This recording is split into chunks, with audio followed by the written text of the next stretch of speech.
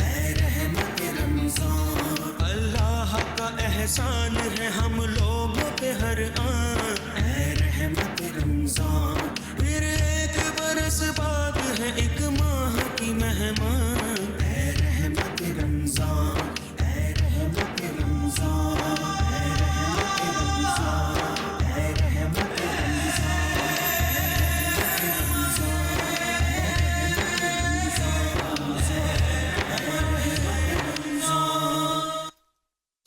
اعوذ باللہ من الشیطان الرجیم، بسم اللہ الرحمن الرحیم۔ السلام علیکم ناظرین، 5 نیوز ایچ ڈی اور پلے انٹرٹینمنٹ ایچ ڈی سے آپ کا میزبان شبیر ابو طالب روزانہ کی طرح افطار نشریات لے کر افطار کے بابرکت لمحات میں ماہ رمضان المبارک کی خوبصورت خصوصی نشریات رحمت رمضان کے ساتھ آپ کی خدمت میں حاضر ہے۔ آج پاکستان میں ہے 14 رمضان، 14واں روزہ، اور دنیا کے مختلف ممالک میں آج ہمارے مسلمان بھائی آلموسٹ اپنے آدھے رمضان مبارک کو مکمل کریں گے، یعنی وہاں 15واں روزہ چل رہا ہے۔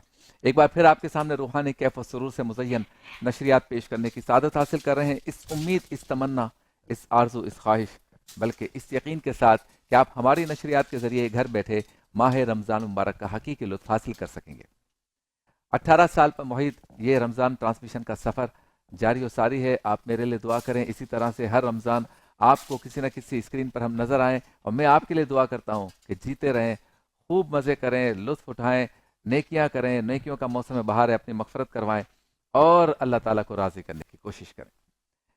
لوگ ہر طرح کی ٹرانسمیشن کرتے ہیں، لیکن ہماری کوشش ہوتی ہے کہ ہم معاشرتی مسائل، گھریلو مسائل، محلے کے مسائل، شہر اور ملک کے مسائل، سیاسی مسائل، عالمی مسائل کے ساتھ ساتھ شرعی مسائل پہ گفتگو کریں۔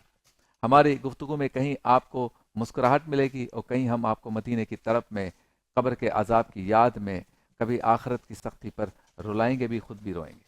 یہی اس ٹرانسمیشن کی خوبصورتی ہے۔ ولگیرٹی کوئی نہیں ہے، بے حیائی کوئی نہیں ہے، فحاشی کوئی نہیں ہے، خواتین یا مردوں کا ناچ گانا نہیں ہے۔ ایک پیور رمضان ٹرانسمیشن ہر سال آپ کے سامنے پیش کرنے کی سعادت حاصل کرتا ہوں۔ اللہ تعالیٰ سے دعا ہے کہ ہمیں ایسا ہی رکھے اور ہم اسی طرح سے آپ کے سامنے دین کی صحیح تصویر اور پیور خالص رمضان ٹرانسمیشن پیش کرتے رہیں۔ کوئی ایک جملہ بھی یقیناً ہم سب کے لیے بخشش کا سامان بن سکتا ہے۔ چلتے ہیں، آج کا موضوع کیا ہے۔ انٹرو میں آج میں گفتگو کرنا چاہتا ہوں بے حیائی کے طوفان پر، اور اسی لیے میں نے تمہید بھی ایسی باندھی ہے۔ بے حیائی کا طوفان عام ہے، کبھی زندگی میں ہم نے سوچا نہیں تھا، کبھی ہم نے سوچا نہیں تھا کہ ماں، بیٹی، بہن، بیوی کے ساتھ بیٹھ کر ہم ٹیلی ویژن پر وہ فلمیں، وہ ڈرامے، وہ سین اور وہ نظارے، وہ منظر دیکھیں گے جو آج کل دیکھ رہے ہیں۔ ایک وقت تھا جب black and white T V تھا، پی ٹی وی تھا، تو ٹیلی ویژن کے سامنے جب سارے گھر والے بیٹھتے تھے، مرد و خواتین، اول تو بہت کم ہوتا تھا کہ مرد و خواتین مل کر ٹیلی ویژن دیکھیں، اتنی حیا ہوتی تھی، لیکن اگر دیکھتے تھے اور پتہ چلتا کہ ہیرو اور ہیروئن قریب آ رہے ہیں تو پھر بہنیں اٹھ جاتی تھی، یا خواتین اٹھ جاتی تھی، یا مرد چلے جاتے تھے۔ بالکل اسی طرح سے پہلے ایسا تھا کہ ایک کے گھر میں فلم چلتی تھی تو پڑوسی، دوست، احباب سب جمع ہو جاتے تھے، کیونکہ وی سی آر ہوتا تھا، آسانی سے فلمیں دیکھی نہیں جاتی تھی۔ اس وقت بھی اتنی شرم و حیا تھی کہ جب کوئی ایسے مناظر آتے تھے تو لوگ کہتے تھے کہ میں 2 منٹ میں آ رہا ہوں، یا نظر نیچے کر لیتے تھے، کیونکہ خواتین مرد سب ساتھ بیٹھے ہوتے۔ اب تو ہمیں برائی نہیں لگتی۔ سرکار دو عالم صلی اللہ علیہ وسلم کی حدیث کا مفہوم ہے کہ انسان جب گناہ کرتا ہے پہلا، تو اس کے قلب پر ایک سیاہ نقطہ لگا دیا جاتا ہے، دوسرا کرتا ہے تو دوسرا سیاہ نقطہ، تیسرا گناہ کرتا ہے تو تیسرا سیاہ نقطہ، کرتے کرتے جب وہ گناہ کرتا رہتا ہے یہ قلب پورا سیاہ ہو جاتا ہے۔ جب قلب سیاہ ہو جاتا ہے پھر اس میں کالے ٹیکے کی یا نقطے کی گنجائش نہیں رہتی، اب اس قلب کو کوئی برائی نہیں لگتی۔ ہم نے اتنی بے حیائی دیکھ لی ہے، اتنی بےہودگی دیکھ لی ہے، اتنی دیکھ رہے ہیں اور مزے بھی لے رہے ہیں، جان بوجھ کے بھی دیکھ رہے ہیں۔ پہلے ایسا ہوتا تھا کہ خواتین کا ایک مخصوص قسم کا ماحول، ناچ گانا، یہ وہ، اس طرح کی بے حیائی دیکھنے کے لیے لوگ جگہ ڈھونڈتے تھے، چھپ کے جاتے تھے، پیسے بھی خرچ کرتے تھے، ملک سے باہر بھی جاتے تھے۔ اب ہر چیز موبائل پہ اویلیبل ہے، کہیں آپ کو جانے کی ضرورت نہیں، کوئی ایک پائی خرچ کرنے کی ضرورت نہیں۔ بدقسمتی سے ہمارے ملک میں یہ ساری چیزیں، بلکہ پوری دنیا میں یہ ساری چیزیں موبائل پر فری میں اویلیبل ہیں۔ ہم ٹیلی ویژن پر جس طرح کے ڈرامے دیکھ رہے ہیں، ہم ٹیلی ویژن پر جس طرح کی فلمیں دیکھ رہے ہیں، ہم انٹرنیٹ کے ذریعے مختلف قسم کے جو سائٹس بن گئی ہیں، وہاں پہ جو چیزیں ہم دیکھ رہے ہیں، اس کے بعد 100% یہ بات ہے کہ ہمارا قلب سیاہ ہو چکا۔ برائی، ہمیں برائی نہیں لگتی۔ پہلے یہ ہوتا تھا کہ عشق کی، محبت کی بات اور گانا گنگنانا چٹکی بجا کر بہن کے سامنے، بیٹی کے سامنے، اسے معیوب سمجھایا جاتا تھا، بندہ تصور نہیں کر سکتا تھا۔ तन्हाई में या दोस्तों में तो कर लेता था, अपनी बेटियों के सामने, बहू के सामने, बहन के सामने, माँ के सामने नहीं करता था। अब तो सारे मिलके देखते हैं। बदकिस्मती से माएँ भी अब ड्रामे देखती हैं, फिल्में देखती हैं, और घर का माहौल पूरे का पूरा तबाह है। उनकी अपनी बुजुर्ग खवातीन की फैशन का और बुजुर्ग मर्दों की फैशन का जो आलम है कि 18 साल के बच्चे बच्चियां शर्मा जाएं। तो बेहयाई का एक तूफान है। हुकूमत भी चाहती है, अगर अगर चाहती है कि ये तूफान थमे, ख़त्म हो, तो वो पाबंदी लगा सकती है मुख्तलिफ साइट्स पर। मैंने सऊदी अरब, दुबई के अंदर और बाज़ दीगर ममालिक में देखा है कि बड़ा चेक एंड बैलेंस है इंटरनेट पे भी। लेकिन ये कि जब बंदा खुद तैयार हो ना कि मैं ये नहीं देखूंगा, नहीं करूंगा, तो उसकी बात ही अलग है। तरगीब देने की कोशिश एक दूसरे को करनी चाहिए। मैंने, आपने, हम सब ने ये बात करते रहनी है या करते रहनी चाहिए कि हम बेहयाई के इस तूफान का मुकाबला करें, बेहूदगी के इस तूफान का मुकाबला करें। दुपट्टा खवातीन के सर से सिरक कर पहले आया गर्दन, कंधे, और अब दुपट्टा गायब हो गया। ऐसे तैयार सूट मिल रहे हैं कि जिसमें दुपट्टा होता ही नहीं। मर्दों ने ऐसी ऐसी फिट जीन्स और छोटी जीन्स पहनना शुरू कर दी कि कभी कभी जब कोई मर्द चल रहा हो तो देखना पड़ता है कि वो मर्द ही है या औरत है, क्योंकि पहले ये फिट कपड़े जो है वो सिर्फ औरतें पहनती थी, वो भी वो जो शर्मो हया पर यकीन नहीं रखती थी। लड़कों ने आधे सॉक्स पहनना शुरू कर दिए, और पैंटें उनकी जो है टखनों से ऊपर चली गई हैं। सुन्नत तो यकीनन है, लेकिन सुन्नत के लिए नहीं, फैशन के लिए। और फिर पेट से नीचे आ गई हैं पैंटें। नमाज आप पढ़ नहीं सकते, जब आप नमाज के लिए जाते हैं तो बेहूदगी होती है। आपने सारा निज़ाम धर्म भरम कर दिया। औरतों की शलवारें घुटने और टखनों के दरमियान आ गई। तो रहा क्या है अब? आस्तीनें ख़त्म हो रही हैं, मर्दों की निगाहों का कोई हाल ही नहीं है, औरतों की निगाहों का भी कोई हाल ही नहीं है। जबान पर बेहूदा लतीफ़े आम है। लोग फख्र महसूस करते हैं, कितने अच्छे मैंने लतीफ़े सुनाए, सब में बेहूदगी थी। लोग हंसेंगे। मियाँ बीवी की बातें लोग अपने दोस्तों में करते हैं, या सहेलियाँ अपने फील्ड में करती है। ये सब गुनाह है। और इसी की वजह से आप जब बच्चियों के रिश्ते करने जाते हैं वहाँ प्रॉब्लम्स आती हैं, बच्चों के रिश्ते करने आते हैं वहाँ प्रॉब्लम्स आती हैं। उनकी औलादें, आपके पोते पोतियाँ, नवासे नवासियाँ आपकी जान पे अजाब बनते हैं। घर का पूरा निज़ाम धर्म बरम इसलिए कि बरकत उड़ गई। एक महीना आता है रमज़ान, जिसमें पहले तो ये होता था कि 90% फैमिलीज जो है वो सुधर जाती थी, अब वो रेशो भी 50% हो गया है।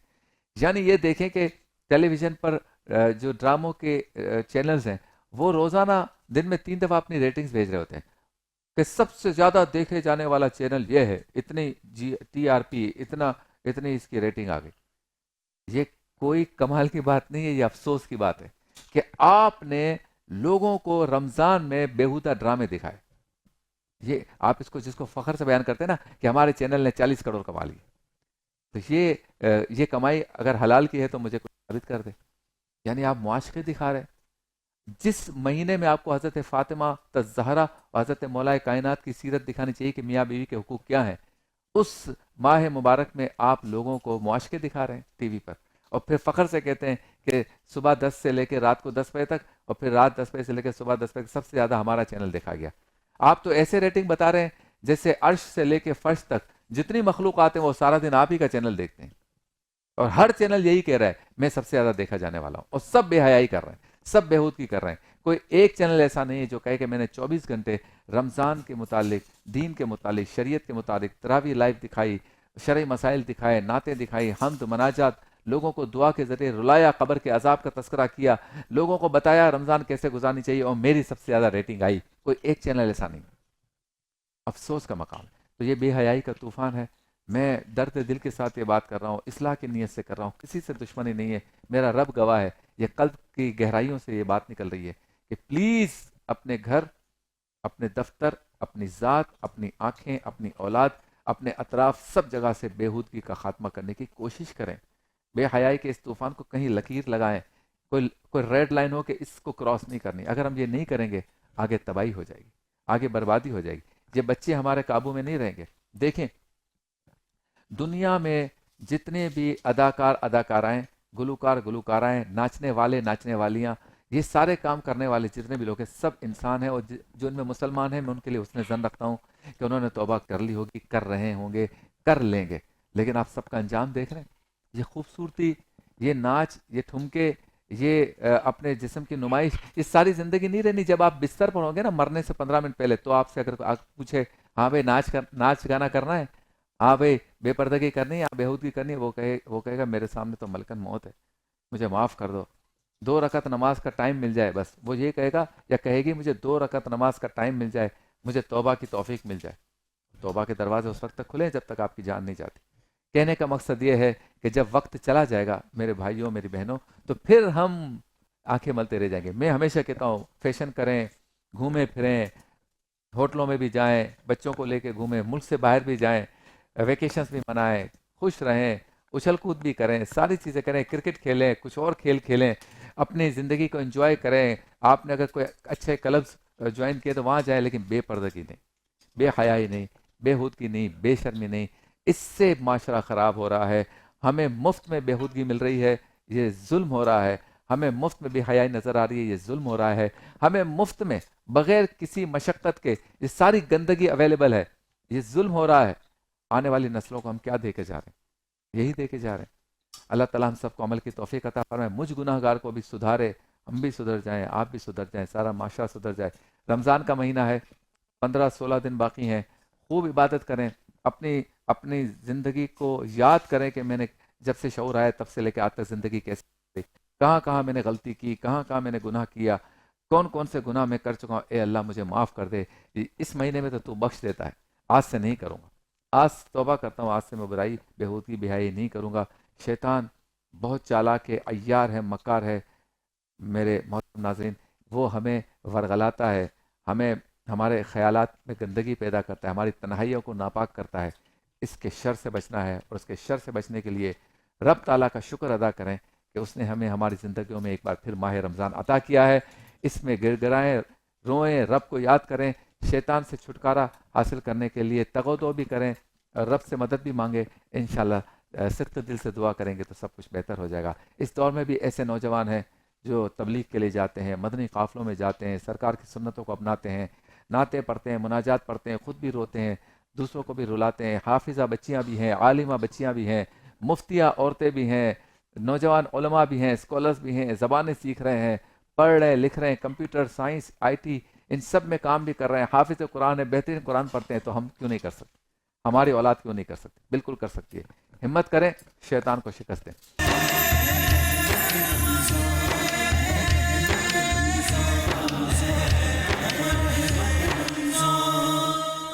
خوش آمدید، ویلکم بیک. ایک بار پھر آپ کی خدمت میں حاضر ہیں. چلتے ہیں اس سیگمنٹ کی جانب جس میں ایک بہت ہی اہم موضوع لے کے ہم آپ کی خدمت میں حاضر ہوتے ہیں، اور آپ سے میں بات کرتا ہوں.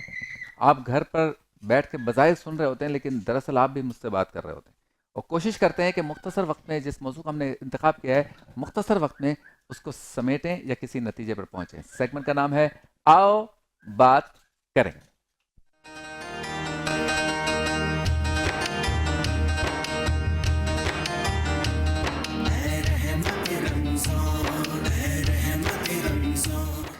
آؤ بات کریں میں آج ہمارا موضوع ہے فلاحی اداروں کو بھی اصلاح کی ضرورت ہے، یا فلاحی ادارے بھی اپنی اصلاح کریں.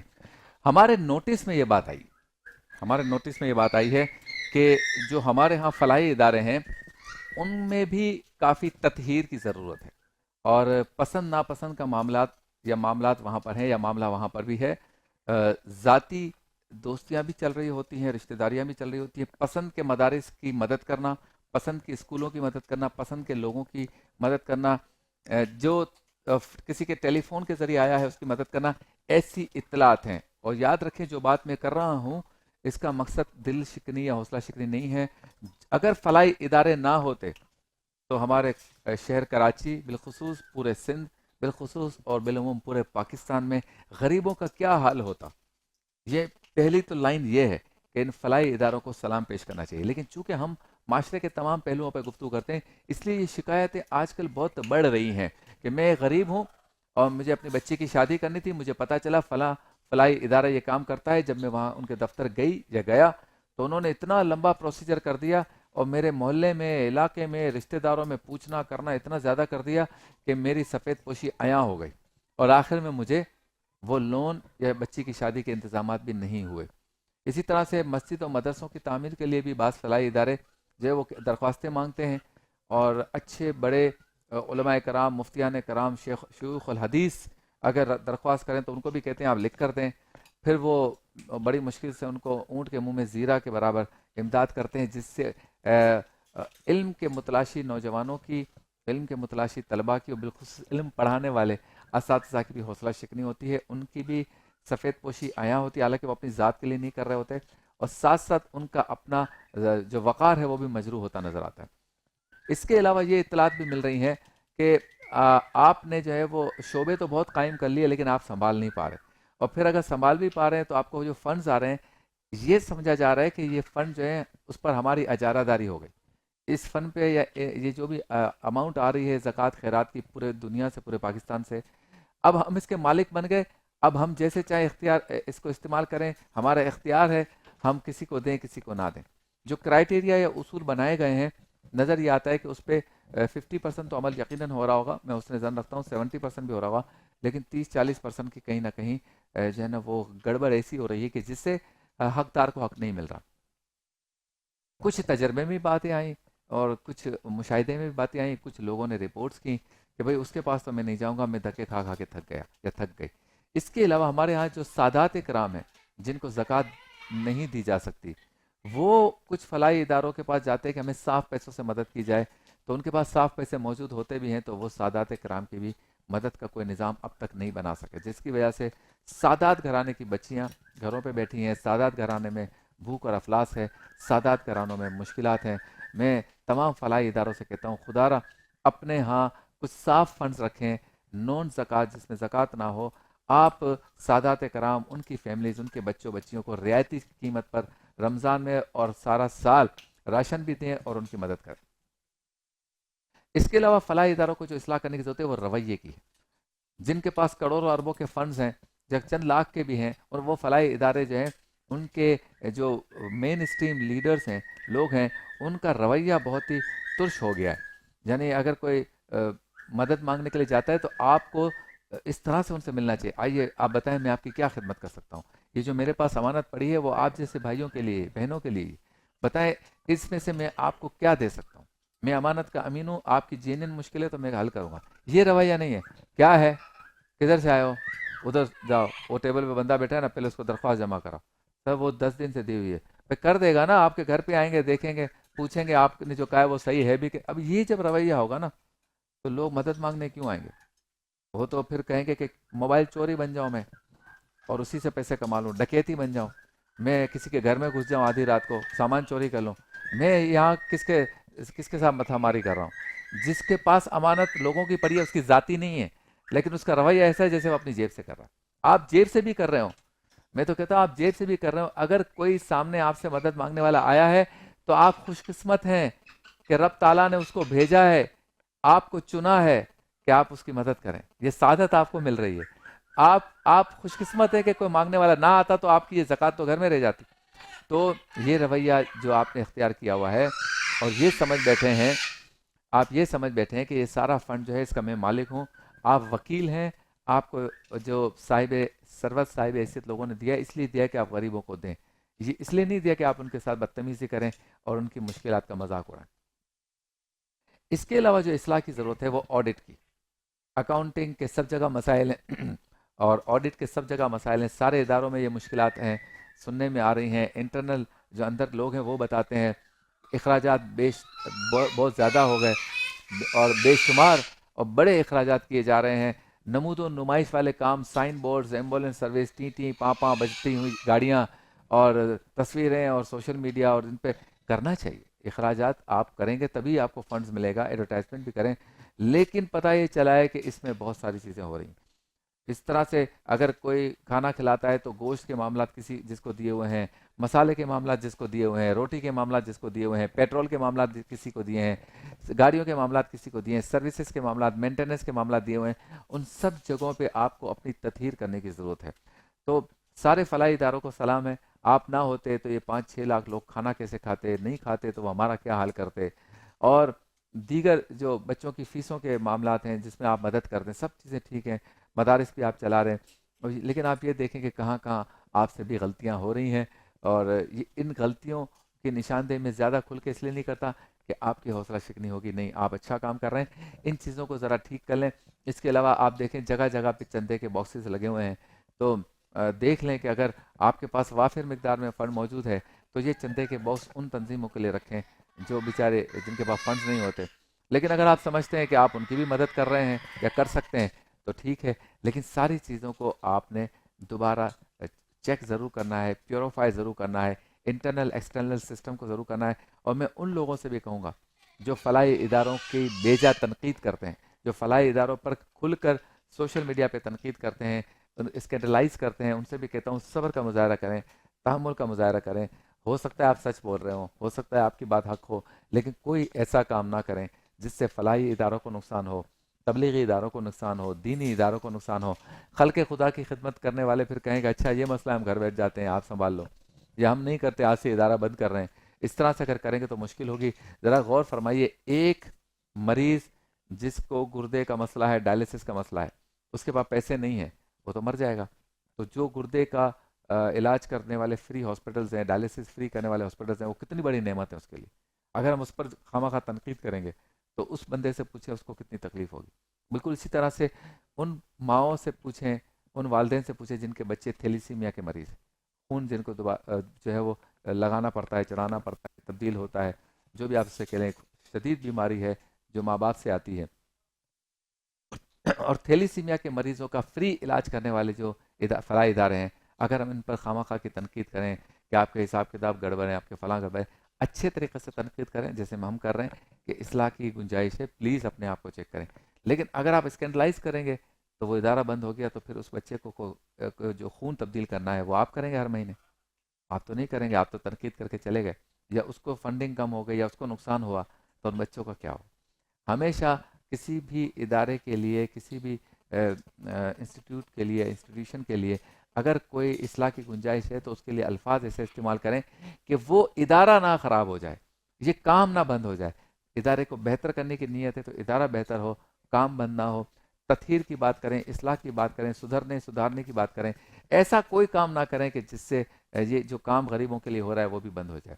ہمارے ہاں ایک وقت ایسا تھا کہ ڈیجیٹل دور نہ ہونے کی وجہ سے جن لوگوں نے بڑے مشکل حالات میں فلاحی کام کیا، ان کو دیکھا دیکھی اب سارے کے سارے کام کر رہے ہیں، نوجوان بھی اس میں آ رہے ہیں، بچیاں بھی آ رہی ہیں۔ میں ہمیشہ کہتا ہوں پاکستان میں ایک ایسی ویلفیئر آرگنائزیشن بنانی چاہیے جس میں کوئی مرد نہ ہو، اوپر سے لے کے نیچے تک سب خواتین ہوں، تاکہ جو خواتین فلاحی اداروں کے دفتروں میں دھکے کھاتی ہیں، چکر لگاتی ہیں، درخواستیں دیتی ہیں، اپنا وقار مجروح کرتی ہیں، بیچاری صبح سے نکلتی ہیں 3 بسیں بدل کے وہاں بیٹھی رہتی ہیں فٹ پاتھ پہ، اور مردوں سے بات کرنا اس ڈپارٹمنٹ میں جاؤ، اوپر جاؤ، نیچے جاؤ، یہ ختم ہو جائے۔ خواتین ہی اس آرگنائزیشن کو سنبھالیں، فلاحی ادارہ ہو، یہ خواتین کے میٹرز کو دیکھیں، خواتین مریضہ وہاں پہ رابطہ کریں، خواتین ہی اپنی شادی کے لیے، اپنی بچیوں کی شادی کے لیے جائیں، خواتین ہی ماہانہ وظائف کے لیے جائیں، خواتین ہی بچوں کے بستر، بستے، کتابیں، وظائف کے لیے، اسکول کی فیسوں کے لیے جائیں، خواتین ہی بات کریں اور خواتین ہی جو ان کو ڈیل کریں۔ ایک ایسی آرگنائزیشن بننی چاہیے فلاحی، تو اس سے آپ کے کافی مسائل حل ہو جائیں گے، لوڈ شفٹ ہو جائے گا۔ اور لوڈ شفٹ ہونے سے یہ ہوگا، یا جو بڑے ادارے اس وقت کام کر رہے ہیں وہ ایک ڈپارٹمنٹ بنا لیں کہ یہ ڈپارٹمنٹ جو ہمارا ہے صرف خواتین کو زیادہ، ساری خواتین جو ہے وہ اپنے معاملات کے لیے وہاں جائیں گے۔ کچھ نہ کچھ اصلاح، کچھ نہ کچھ ترقی، کچھ نہ کچھ تبدیلی جو ہے اس کی گنجائش رہتی ہے، کیجئے۔ ہم جیسے لوگ اگر آپ کے کام آ سکتے ہیں تو ہم حاضر ہیں۔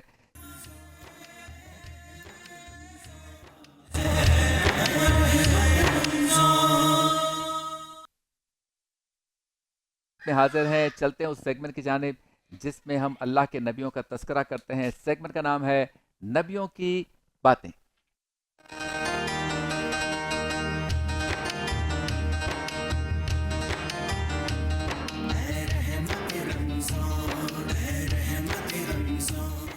مفتی اسحاق مدنی صاحب کی طبیعت ناساز ہے، اس لیے وہ نہیں آ سکے، نبیوں کی باتوں کا سیگمنٹ وہ کرتے ہیں، اور آج حضرت لوط علیہ السلام کا تذکرہ کرنا تھا، وہ انشاءاللہ وہ کل کریں گے۔ میں آج ہمارے اس سیگمنٹ کے بارے میں اور اللہ کے نبیوں کی جو آمد اس دنیا میں ہوئی اس کے حوالے سے کچھ گفتگو کرنا چاہوں گا۔ بچپن سے جب سے ہم نے ہوش سنبھالا، نصابی کتب پڑھی، اسلامیات یا اردو کی کتابوں میں ہمیں یہ بتایا گیا کہ کم و بیش 1,24,000 پیغمبر اور انبیاء کرام جو ہے رب تعالیٰ نے مبعوث فرمائے، ان کی بعثت ہوئی، اور سب کا مقصد یہ تھا کہ وہ اللہ کا پیغام عام کریں.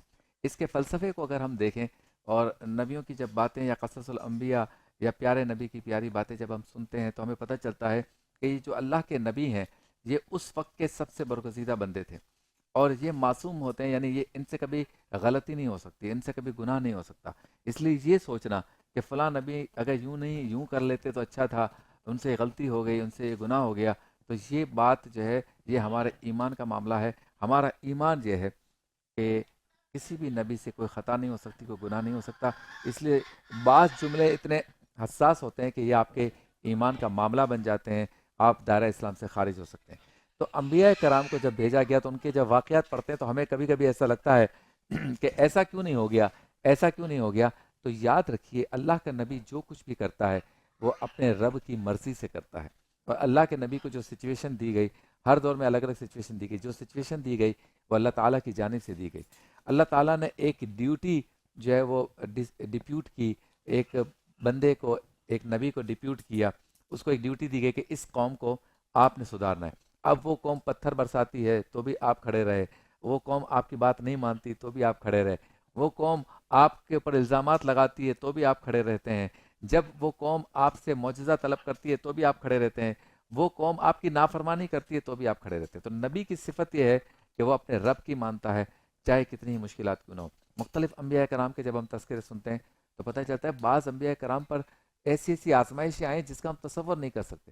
یعنی کچھ انبیاء کرام پر ایسی بیماریاں آئیں جس میں انہوں نے صبر کیا. بیماریوں کا لانا اور پھر اسے ختم کرنا یقیناً یہ اللہ کے ہاتھ میں. لیکن ہم جیسے لوگوں کو، سرکار کے امتیوں کو یہ بتانا تھا کہ نبی پر آزمائش آئی، انہوں نے صبر کیا، تو اے میرے نبی کے، آخری نبی کے امتیوں، تم پر جب مشکل آتی ہے تو تم صبر کیوں نہیں کرتے. بالکل اسی طرح سے ہمیں یہ حکم دیا گیا کہ ہم نیکی کی ترغیب دیں اور لوگوں کو برائی سے روکیں. لیکن جب ہم تبلیغ دین کے لیے جاتے ہیں، کسی کو ترغیب دیتے ہیں، چاہے ہم اس پلیٹ فارم سے دیں، گھر میں دیں، باہر سڑکوں پہ دیں، تقریر کے ذریعے، تحریر کے ذریعے لوگوں کو سدھارنے کی بات کریں، تو اکثر ایسا ہوتا ہے کہ لوگ ہماری بات تو نہیں مانتے بلکہ ہمارے اوپر جو ہے وہ الزام بھی لگاتے ہیں، سختی بھی کرتے ہیں، گالیاں بھی دیتے ہیں، دھتکارتے بھی ہیں.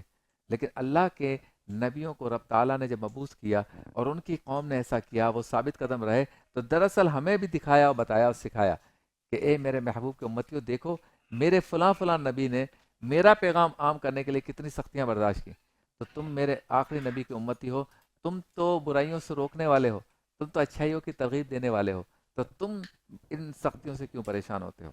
تو جب انبیاء کے اوپر سختیاں آتی ہیں اور بندہ سوچتا ہے کہ میں تو ایک آدمی ہوں، مجھ سے تو گناہ بھی ہو سکتا ہے، خطا بھی ہو سکتی ہے، غلطی بھی ہو سکتی ہے، وہ نبی جس سے کچھ نہیں ہو سکتا اس نے برداشت کیا اور اللہ کا پیغام عام کیا، تو میں کیسے پیچھے ہٹ جاؤں، میں کیوں ایسا نہیں کر سکتا.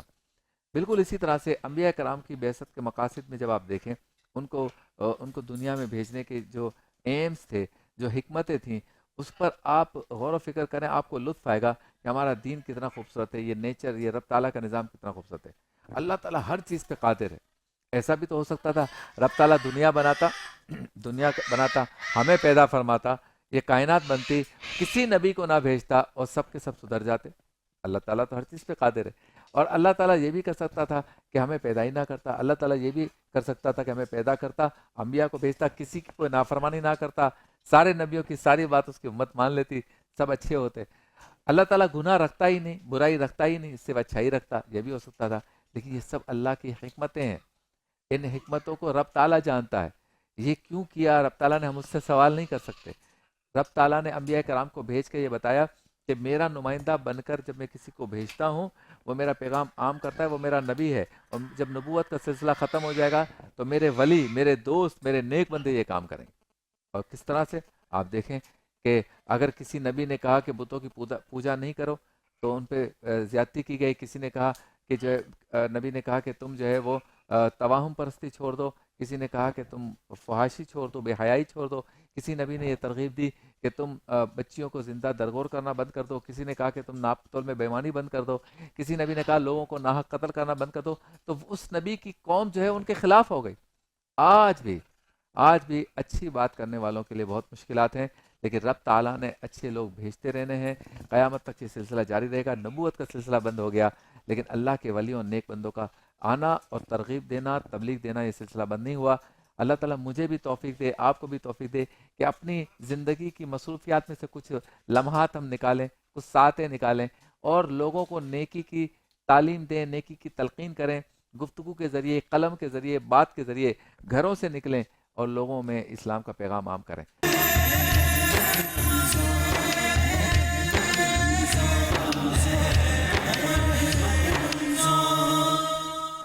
ویلکم بیک، خوش آمدید، ایک بار پھر آپ کی خدمت میں حاضر ہیں اور چلتے ہیں اس سیگمنٹ کی جانب جس میں ہمارے ساتھ ہوتے ہیں حکیم شاہ نذیر صاحب، جو بہت ہی خوبصورت گفتگو کرتے ہیں اور ہمیں بتاتے ہیں کہ بیماریوں سے بچنے کے لیے صرف دواؤں کی ضرورت نہیں ہوتی بلکہ احتیاط کی بھی ضرورت ہوتی ہے۔ اسی لیے ہمارے اس سیگمنٹ کا نام ہے احتیاط لازم ہے۔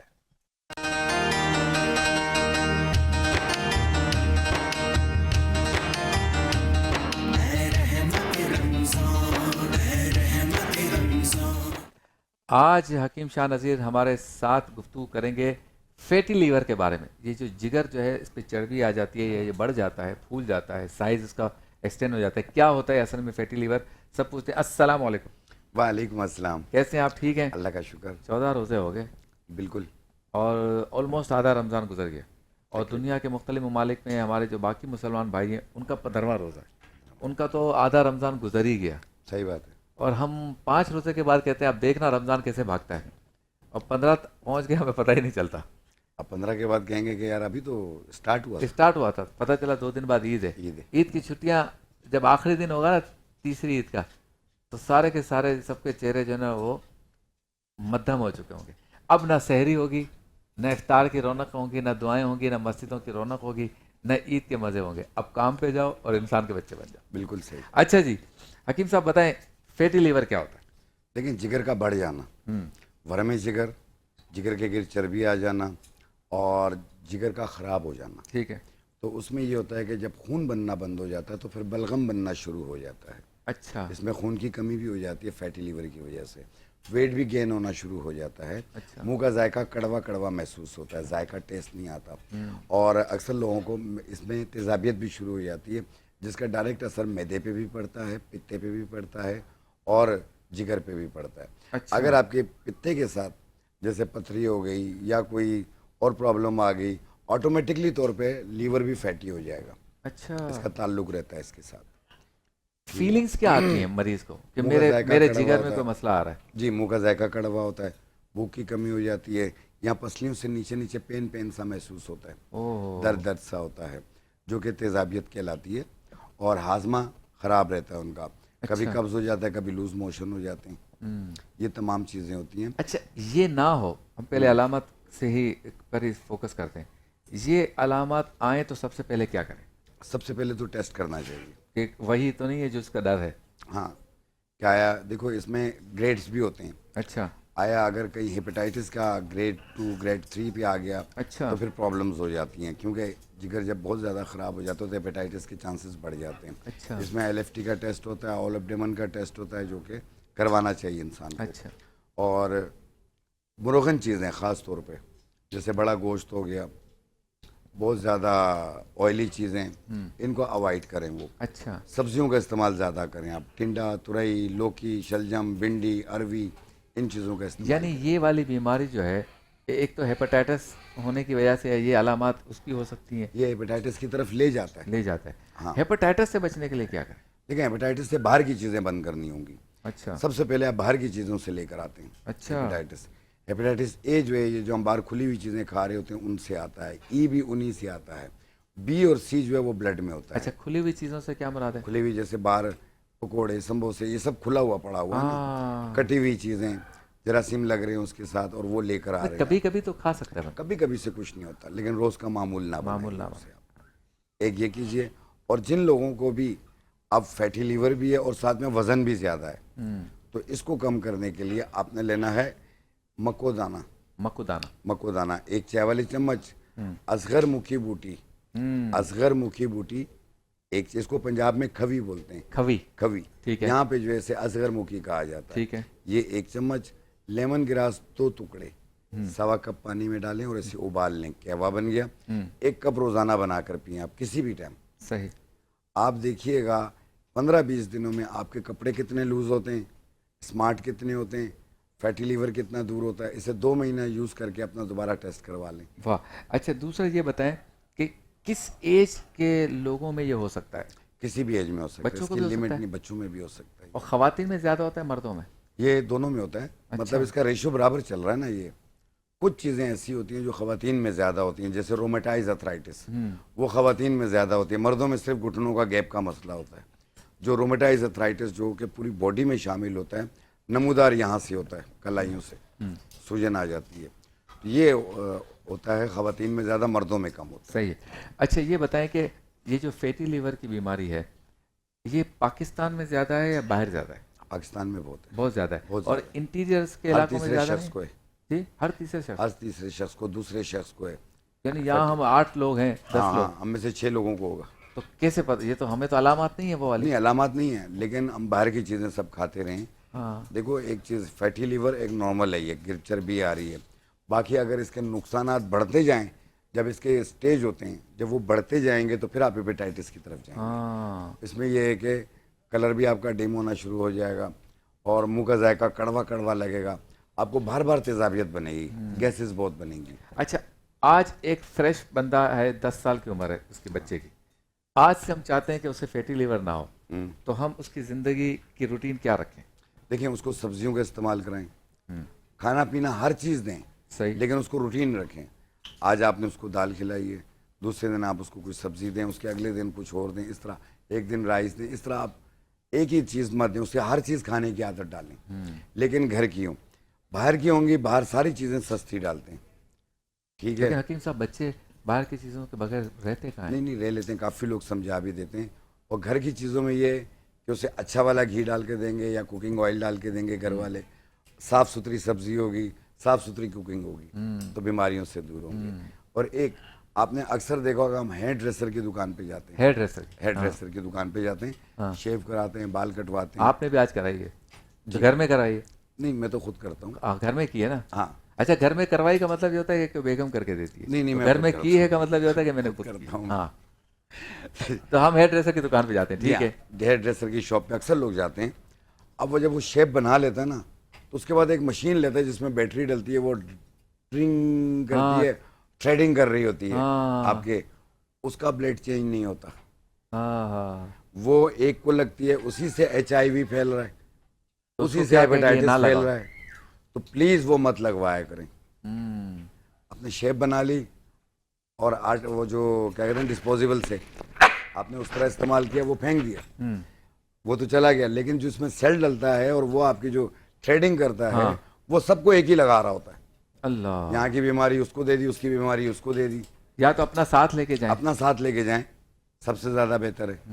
लेकिन इससे फैलती है एड्स, HIV इसी से फैल रही है, और हेपेटाइटिस इसी से फैल रही है, स्किन डिजीज़ की प्रॉब्लम्स इसी से फैल रही हैं। तो इसलिए मैं मना करता हूँ। अच्छा, अब सब चीज़ों को सम अप करते हैं। एक तो बाहर की चीज़ें नहीं खानी, स्पेशली फ्राइज। दूसरा, अपने हफ्ते का शेड्यूल बच्चों का भी खुद का ऐसा बनाए कि कभी दाल दें, कभी गोश्त दें, कभी इस तरह से दें, और सारी चीज़ें घर में पकी हुई, सारी चीज़ें घर में। तीसरा हो गया जैसे आपने हेयर ड्रेसर का बताया। अच्छा, अब फैटी लीवर हो गया तो आपने एक रेमेडी बता दी कि इससे ये ठीक हो जाएगी, अलामत भी आपने बता दी। पाकिस्तान में आप बता रहे हैं कि ये इंटीरियर्स के इलाकों में ज़्यादा है, और पाकिस्तान में ओवरऑल वैसे बाकी मुल्कों के मुकाबले में ज़्यादा है। आपको वजह क्या लगती है पाकिस्तान में क्यों ज़्यादा है? हालांकि जंक फूड तो पूरी दुनिया में खाते हैं। पानी। अच्छा, पानी का भी मसला है इसमें? पानी का बड़ा मसला है। अच्छा। अब हम जो सब्जियां भी खा रहे हैं, हमारे पास आपने देखा होगा खेती बाड़ी होती है, हाँ। आप उस नहर के अंदर भैंसें भी नहा रही हैं, हाँ, उसमें लोग यूरिन भी कुत्ते भी नहा रहे हैं, कुत्ते भी नहा रहे हैं, वही पानी हम खेतों में डाल रहे हैं। यानी आप ये देखें कि हम हैं इंसान, लेकिन भैंसों कुत्ते वाला पानी भी पी रहे हैं। लेकिन प्योरीफाई तो होता है, रास्ते में कहीं कोई ना कोई प्लांट तो लगे होंगे क्या उस प्लांट से और गंदा हो जाता है? वही नहर से खेतों की तरफ जा रहा है, उसी से सब्जी उग रही है, उसी से सब कुछ हो रहा है। अच्छा, पी तो नहीं रहे ना ये वाला पानी? तो हम वो जो सब्जी खा रहे हैं वो क्या है?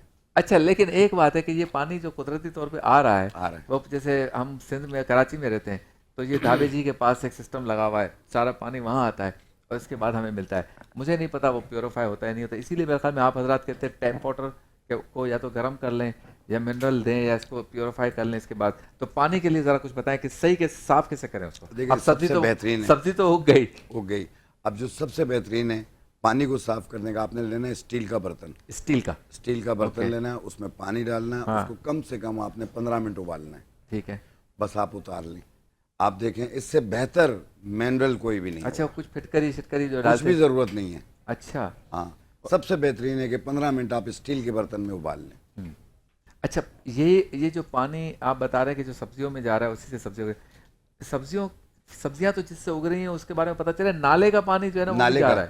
وہی نالا ہو گیا نا، کچرا بھی ہے، پھینک رہے ہیں اس میں، بھینسیں بھی نہ آ رہی ہیں، کتے بھی نہ آ رہے ہیں، جانور بھی نہ آ رہے ہیں، اور اسی میں آپ کا سیوریج کا پانی سب ہمیں ہضم بھی ہو جاتا ہے. اور ہم لوگ ماشاءاللہ یہ ہے پاکستان. کھاؤ پیو کچھ نہیں ہوگا، پتھر بھی ہضم ہے، لکڑ بھی ہضم ہے. بالکل. اور گوروں کو ذرا سا کچھ ہو جائے تو ادھر پھوڑا نکلتا ہے. بولا یہ اسی لیے ہوا ہے کہ رات کو میرے سے یہ غلطی ہو گئی، میں نے 2 گھونٹ مار لیے تھے. ادھر تو گھونٹ 70 سال سے کھا پی رہے، کچھ بھی نہیں ہو رہا. اچھا پانی سوچتا ہوگا کہیں میں تو نہیں خراب ہو رہا ہوں. یہی ہو رہا ہے نا، پانی خراب ہو رہا تھا تبھی ہم نے اس کو ابال بھی لیا. اچھا پانی کو ابالنے سے آپ سمجھتے ہیں منرل واٹر ہو جائے گا؟ ہاں تقریباً. اور جو منرل واٹر جس کو ہم کہتے ہیں 50 روپے اور 100 روپے کی وہ نیا مٹکا جو آیا ہے پلاسٹک کا، جس کو ہم بتائیں ڈسپینسر میں ڈالتے ہیں اس کو، جو وہاں جو پلانٹ لگا ہوا ہے حکیم صاحب، وہ کیا ریز سے کرتے ہیں، کیا کرتے ہیں وہ؟ دیکھیں ان کا اپنا طریقہ کار ہے، یہ جو سب سے زیادہ، کیونکہ وہ اپنے کام کو بہتر جانتے ہیں کہ اس میں کیمیکل کتنا ڈالتے ہیں، پانی کو فلٹر کتنا کرتے ہیں. ان چیزوں کے ہمیں طریقہ کار نہیں آتے ہیں.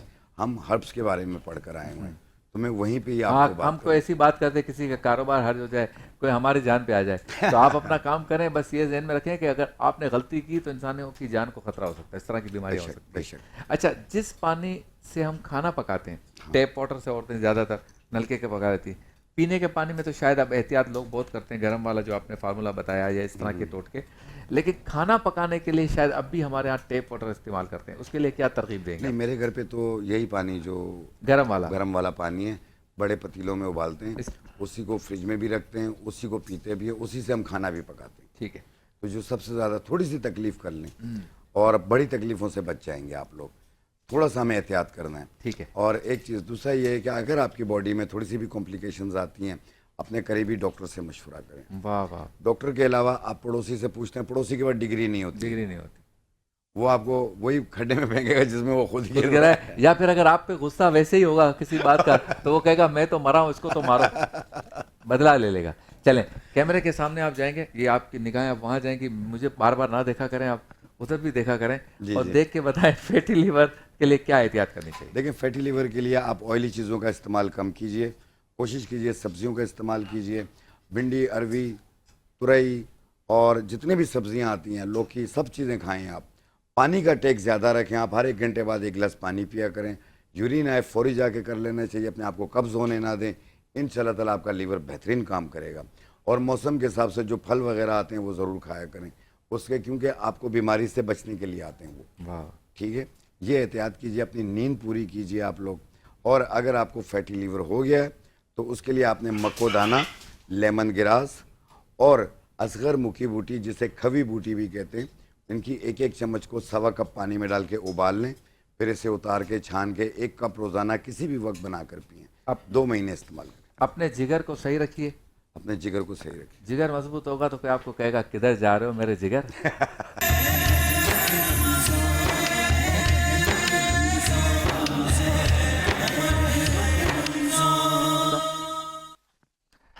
خوش آمدید، ایک بار پھر آپ کی خدمت میں حاضر ہیں. چلتے ہیں اس سیگمنٹ کی جانب جس میں ہمارے ساتھ کوئی نہ کوئی مہمان ہوتے ہیں، اور بالخصوص ایسے مہمان جو خلق خدا کی خدمت کرتے ہیں.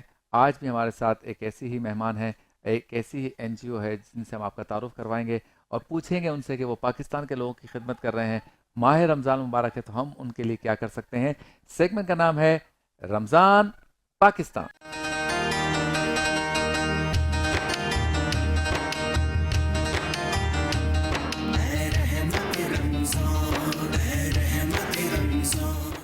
موجود ہے ہمارے ساتھ LLCF ایک NGO ہے اور ان کی نمائندہ ہیں سمرین خان صاحبہ. السلام علیکم جناب. وعلیکم السلام. بہت شکریہ آپ تشریف لائے. بہت شکریہ آپ کا کہ آپ نے دعوت دی اور کوشش کی کہ ہم بھی لوگوں کو بتا سکیں کہ ایک چھوٹا سا حصہ نیکی میں ہمارا بھی ہے. نہیں، ہمارے لیے یہ سعادت ہے کہ آپ جیسے لوگ آتے ہیں اور ہمارا بھی ایک حصہ بن جاتا ہے اس میں. اچھا میں یہ پوچھنا چاہ رہا تھا سب سے پہلے تو یہ LLCF جو ہے پورا اس ایبریویشن کا پورا مطلب کیا ہے یا کس طرح سے اس کو پکارتے ہیں, کس نام سے؟ یہ اصل میں لومینری لرننگ سرکل فاؤنڈیشن. ٹھیک ہے. آغاز ایک کمرشل اسکول سے ہوا تھا, اس کا نام ہم نے لومینری لرننگ سرکل رکھا تھا. صحیح. اور کچھ ہی عرصے میں یہ جب معاشرے کا معاملہ دیکھا کہ لوگ تعلیم افورڈ نہیں کر سکتے, جو کہ سب سے بڑا ہتھیار ہے جیتنے کے لیے اچھائی کو, تو ہم نے فیصلہ کیا کہ ہم ایک ٹرسٹ کی یا ویلفیئر کی بنیاد رکھیں گے. تو یہ ہمارا فاؤنڈیشن کا آغاز ہوا. کب سے ہے یہ؟ 2012 سے ہم لوگ کام کر رہے ہیں اور 2016 میں جا کے ہم رجسٹرڈ ہوئے تھے. تو یوں سمجھیے کہ یہ 12 سال پرانا سفر ہے خدمت. اچھا, کون لوگ ہیں جنہوں نے اس کا آغاز کیا؟ کوئی نام اس میں بتا سکیں؟ جی ہاں, آج بہت خوشی اور فخر کے ساتھ آپ کو بتاتی ہوں کہ اس میں جو بڑے اہم نام شامل ہیں اس میں ہمارے چیئرمین انجینئر محمد نجیب ہارون صاحب ہیں. اچھا. اور ساتھ ہی وائس چیئرمین مایا ناز کرکٹر جاوید میاداد صاحب ہیں. ماشاءاللہ. جو اور برین اس کا ہمارے وہ تمام لوگ ہیں جنہوں نے پہلے دن یہ فیصلہ کیا کہ جو لوگ افورڈ نہیں کر سکتے, خاص کر کے 2 وقت کی روٹی بھی اور تعلیم تو بہت دور کی بات ہے ان کے لیے, ہم ان کے لیے کام کریں گے. تو اس کا جو حصہ ہے وہ بہت سارے لوگوں کا اس میں شامل ہے. ہماری وائس پریزیڈنٹ ہیں محترمہ کوثر پروین, ان کا آپ سمجھ لیجیے کہ یہ برین ہے. ہمارے پریزیڈنٹ فاروق احمد ہیں, اور اسی طرح سے ہمارے چند لوگ ہیں. اور اگر میں یوں کہوں کہ آغاز تو فرینڈز اینڈ فیملی میں ہوا تھا. اچھا. ہم نے کسی کو بھی اپروچ نہیں کیا تھا, ہم نے خود یہ فیصلہ کیا کہ اگر ہم اپنے 1-2 بچوں کو پال سکتے ہیں تو ہم اپنی ماسی کے بچے کو کیوں نہیں پال سکتے. ہم اگر اپنے بچے کو ایک اچھا کھانا کھلا سکتے ہیں تو ہم اس ٹھیلے والے کے بچوں کو کیوں نہیں کھلا سکتے. اور یہ ونس ان اے ویک کیوں ہونا چاہیے, ایک دفعہ کیوں کریں, کیوں نہ روز کریں ایسا. تو جن بچوں کو ہم نے اسکول کے لیے منتخب کیا, ایک سرکل, لیومینری کا سرکل ہم نے مینٹین کیا, اور اس کی جو فاؤنڈیشن تھی اس میں فیصلہ کرا کہ بچوں کو بالکل بنیادی تعلیم دیں. تو ہم نے سروے کیا تھا نارتھ کراچی کا. اچھا. جاوید میاداد صاحب کو سرجانی میں پلاٹ ملا گورنمنٹ کی طرف سے, جس میں کہا گیا کہ اسکول کا آغاز کرتے ہیں تاکہ تعلیم میں ہم اپنا حصہ ڈال سکیں. لیکن جب ہماری ٹیم نے اوور آل سروے کیا نارتھ کراچی کے علاقے کا, تو پتہ لگا کہ ایک بڑے سرکل میں, ایک بہت بڑے علاقے میں قریب 3-3.5 ہزار صرف 3 یا 4 سیکٹر میں بچہ آؤٹ آف اسکول ہے. اچھا. تو جو بچہ آؤٹ آف اسکول تھا وہاں اس کے لیے گورنمنٹ کا اسکول موجود تھا, ٹیچر تھی, لیکن وہ جا نہیں سکتا تھا. اب کیوں نہیں جا سکتا؟ کیونکہ بڑے افسوس کے ساتھ وہ ان گھروں میں پل رہا تھا جہاں پہ وہ بیگ افورڈ نہیں کر سکتے, جوتا افورڈ نہیں کر سکتے. کتابیں تو گورنمنٹ دے دے گی, کاپیاں کہاں سے لائیں گے, پینسل کب خریدیں گے, کھانے یہ کھا پاتے ہیں. اچھا, کام کیسے ہو رہا ہے یہ زیادہ تر؟ جیسے آپ نے ابھی جنرلی تو بتا دیا, ذرا اسٹرکچر بتائیں کہ کیسے بچے آتا ہے, کون سے بچے آتے ہیں, رکتے کتنی دیر ہیں, پڑھتے کیا ہیں, اس طرح ذرا بتائیں. جی, ہم نے جب اپنے LLCF کا آغاز کیا تھا تو ہم نے نارتھ کراچی کو تو پوائنٹ فوکس کر لیا تھا, ٹارگٹ کر لیا تھا. جگہ ہم نے سندھ ایجوکیشن فاؤنڈیشن سے لی ہے, لیکن اس سے پہلے میں نے آپ سے کہا نا فرینڈز اینڈ فیملی میں سٹارٹ لے چکے تھے ہم. تو ہم نے 2012 میں ہمارے پریزیڈنٹ کا جو مکان تھا 4 کمروں کا, اس کو اس کام کے لیے سرو کر دیا. اچھا. وہاں ہم رشید آباد بلال کالونی سے بچوں کو لاتے تھے, ایسی فیملیز کے جو ولنگ تھی پڑھانے کے لیے. اچھا. اور جب وہ بچے وہاں آ کے بیٹھے ہمارے پاس, اور ہم نے یہ دیکھا کہ یہ ان کے چہروں پہ دھبے پڑے ہیں, آنکھیں پیلی ہو رہی ہیں, تو پیٹ خالی پیٹ تو آپ پڑھ ہی نہیں سکتے, کوئی بھی نہیں پڑھ سکتا. لہٰذا LLCF نے 2 پوائنٹس پہ کام کیا, کھانا بھی کھلائیں گے, صحت بخش کھانا کھلائیں گے, دودھ پھل سبزی سب دیں گے, اور ساتھ پڑھائیں گے, تاکہ شخصیت کا جو نکھار ہم کہتے ہیں نا, ایک پرسنالٹی بنانا. تعلیم کا تو کام ہی شعور دینا, پرسنالٹی بنانا. اچھا, پھر اسٹارٹ کیسے, اب چلاتے کیسے؟ اب سفر پھر آگے بڑھا. 2012 سے 13, 14, 15 تک ہم نے مختلف ایریاز میں الگ الگ ہم کام کرتے تھے, الگ الگ اپنا پڑھا رہے. میں انگلش پڑھا رہی ہوں, کوئی سائنس پڑھا رہا ہے, کسی نے فیس دے دی, کسی نے یونیفارم کے پیسے دے دیے. پھر ہم نے ڈیسائیڈ کیا کہ ایک جگہ بیٹھیں گے, 1 and 1 سینرجی. تو اگر 11 and 11 ہو جائیں گے تو اور ڈبل ہو جائے گی. سارے لوگ جو تھے ہمارے فرینڈس فیملی کے, فیصلہ کیا کہ ہم ایک اکاؤنٹ کھول کے 2 سے 3 بچوں کی ذمہ داری اٹھائیں گے, اور اس مکان سے آغاز کیا گیا. مگر یہ جو چند بچے جو 100-150 ہمارے پاس آتے تھے یہ تو انف نہیں تھا نا, ان کے علاوہ جو گھروں سے باہر گھوم رہے ہیں ضرورت زیادہ ہے. سیکٹر 11E کی طرف موو کیا تو دیکھا جو گورنمنٹ اسکولز تھے وہ ہمیں بڑے بڑے نظر تو آ رہے تھے, بہترین بلڈنگ, گراؤنڈ.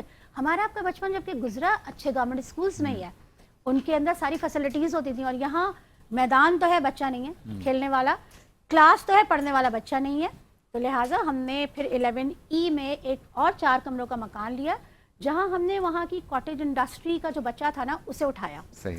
الگ الگ ایج کے بچوں کو ہم نے ٹارگٹ کیا کہ سال بھر پڑھا کے اس لیول پہ لے کے جائیں گے کہ وہ اگر کلاس 3 میں 4 میں 5 میں چلا جائے تو یہی ہماری جیت ہوگی. اب اس وقت جو آپ پورا نظام چلا رہے ہیں اس میں کتنے بچے ہیں؟ اور اب ترقی ہوتے ہوتے 3 سال سندھ ایجوکیشن فاؤنڈیشن کے پیچھے لگ کے ہم نے گورنمنٹ کا ہی ایک اسکول اڈاپٹ کر لیا 2001 میں, جس کی ایک ڈیمولش بلڈنگ تھی جس میں اب جاوید میاداد کیمپس ہے اور ساتھ ہی القریش پرائمری کا پرائمری اسکول ہے, گریڈ 5 پرائمری تک بچے پڑھتے ہیں, اور اس وقت الحمدللہ قریب 400 بچہ ہمارے زیر تعلیم. ٹھیک ہے. اور یہ بچے وہیں پر رہتے ہیں یا پڑھ کے چلے جاتے ہیں؟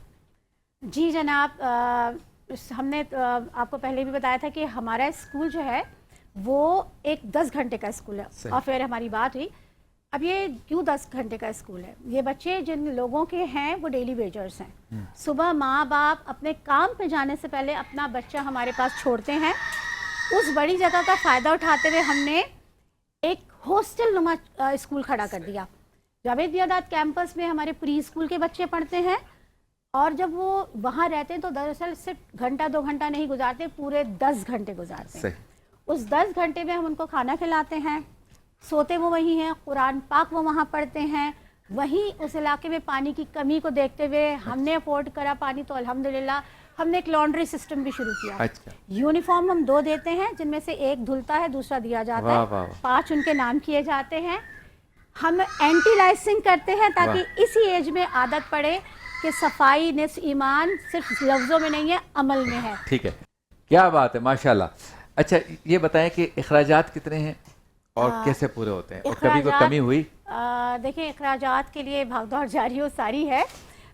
یہ ہمارا جو بچہ پڑھتا ہے وہ زکوٰۃ کی مد میں یہاں زیادہ تر, ٹھیک ہے, کم از کم 90% بچہ. 10% ہمارے پاس کرسچن کمیونٹی بھی ہے, تو ان کے لیے ہم ڈونیشنز کلیکٹ کرتے ہیں. ٹھیک ہے. مختلف اداروں نے, انڈیویجولز نے بچے اڈاپٹ کیے ہوئے ہیں. سال کا 70,000 روپیہ ایک بچے پہ خرچ ہوتا ہے, ایک بچے, لیکن اس میں یہ ہے کہ ہم پورے سال کے 12 مہینے پڑھاتے ہیں. صحیح. ہم وہاں کوئی سمر ویکیشنز نہیں دیتے, کیونکہ جو تربیت ہم کر رہے ہیں, جو شخصیت ہم بنا رہے ہیں, جی بالکل جناب, مہینہ 2 مہینہ تو بہت ہی خطرناک بات ہے. لہٰذا صرف 10 دن کا بریک ہوتا ہے, جیسے رمضان کے آخری عشرے میں جو کہ 10 سے 15 دن میں چلا جائے گا. بقرعید پہ ہم ان کو دے دیں گے تھوڑا سا وقت کہ اپنے والدین کے ساتھ گزارے, اور ساتھ ہی یہ کہ جو کچھ تربیت ہو رہی ہے نا وہ ضائع نہ ہو. اچھا کوالٹی ایجوکیشن ہے یا بس ایک فلاحی ادارہ ہے تو بس ایسے ہی چلا رہے ہیں؟ جب میں نے آپ سے یہ کہا کہ جو میں اپنے بچے کے لیے کر سکتی ہوں کیا اس کے لیے نہیں کر سکتی, جو میں اسے پڑھا کھلا سکتی ہوں, جو اسے میں پہنا سکتی ہوں, جو اسے میں پڑھا سکتی ہوں, تو پھر وہی کرنا ہے نا. تو الحمدللہ ہم نے جو انیشیل اپنا آغاز کیا تھا وہ HEI فن لینڈ سے افیلیشن لے کے کیا تھا. فن لینڈ سے ہماری افیلیشن ہوئی, HEI سے ہمارے ٹیچرز کی ٹریننگ ہوئی. ہمارے ٹیچرز کو ٹرین کر کے جو لیڈ ٹیچر ہے جو 10 گھنٹے رہتی ہیں ہمارے ساتھ, انہوں نے, اور ہم نے پھر اپنا ایک ایسا کیوریکولم ڈیزائن کیا جو کہ ہمارے معاشرے کے مطابق ہو. دیکھیں فن لینڈ کا میوزک سسٹم ہے اور آپ کے پاس ہے قرآن. فن لینڈ میں ایک ڈفرینٹ ذہبت لوکیلٹی ہے جو کہ سب برابر ہیں. بیسیکلی ایجوکیشن سسٹم آپ نے وہاں سے لے لیا اور اس کو یہاں کے ماحول میں ڈالا. ٹھیک ہے. اچھا میں بہت خوش ہوں اس بات پر کہ ہمارے ملک کے مایہ ناز cricketer Javed Miandad legend, Sharjah کا چھکا یاد ہے, جو میری ایج کے لوگ ہیں وہ تو شروع سے جاوید میاداد کو دیکھ رہے ہیں, جو نئی اس وقت جنریشن ہے وہ ویڈیوز کے ذریعے دیکھ رہی ہے. ایسا کھلاڑی پاکستان میں نہیں آیا. ایک تو کھلاڑی فن کے حساب سے نہیں آیا, دوسرا ایسا انسان بھی نہیں آیا جو پاکستان کے لیے اس نے کام کیا ہے. ایک ایماندارانہ یا اپنی ڈیوٹی کو انجام دینے والا دیانتداری سے وہ یہ کھلاڑی تھا. اور اب اگر جاوید میاداد صاحب یہ LLCF کے وائس چیئرمین ہیں اور انہوں نے یہ کوشش کی ہے, یہ بیڑا اٹھایا ہے کہ ہم نے بچوں کو پڑھانا ہے, کوالٹی ایجوکیشن دینی ہے, تو میں آپ سب سے شبیر ابو طالب اس پلیٹ فارم سے 5 نیوز HD اور پلے انٹرٹینمنٹ کے پلیٹ فارم سے آپ سے اپیل کرتا ہوں کہ رمضان المبارک میں ایک نیکی کا ثواب کئی گنا زیادہ ہو. آپ پورا سال بھی LLCF کی خدمت کریں, مدد کریں, زکوٰۃ, خیرات, فطرات, عطیات کے ذریعے, اور رمضان میں تو اگر آپ خدمت اور مدد کریں گے تو کئی گنا زیادہ ثواب ملے گا. آج آپ کسی کے بچے کو پڑھانے کے لیے, اس کی بہترین نشو و نما کے لیے اپنا ہاتھ بڑھائیں گے تو کل آپ کے بچے اس سے زیادہ ترقی پائیں گے. تو ثواب کا بھی کام ہے اور ہمیں اس معاشرے کو بھی ٹھیک کرنا ہے. میڈم آپ کچھ کہنا چاہتی ہیں, اپیل کرنا چاہتی ہیں تو بالکل کریں, کیمرہ آپ کے سامنے. میں یہ اپنی دیکھنے سننے والوں کو سے گزارش کروں گی کہ ایک تو LLCF یعنی لومینری لرننگ سرکل فاؤنڈیشن کے فیس بک پیج کو وزٹ کیجئے تاکہ ہمیں جان سکیں آپ. ہم الحمدللہ ہر طرح سے رجسٹرڈ ہیں, PCP سے ہماری رجسٹریشن ہے, الہم شریعہ اپلائنس سے ہماری رجسٹریشن ہے. مفتی حضرات کی زیر نگرانی ہم بچوں کی اڈاپٹیشن کا معاملہ کرتے ہیں, حلف نامے کے ساتھ زکوٰۃ کی مد میں بچے پڑھتے ہیں. اور ظاہر ہے آپ کے جیسے, ہمارے جیسے وہ لوگ جو حقیقتاً دل سے چاہتے ہیں نا کہ پڑھا لکھا پاکستان بنے, رمضان پاکستان, پڑھا لکھا پاکستان ہی بن سکتا ہے. تو انشاءاللہ تعالی اگر آپ کا ساتھ رہا تو ہم اس معاشرے کو بدل سکتے ہیں. بہت شکریہ آپ کا.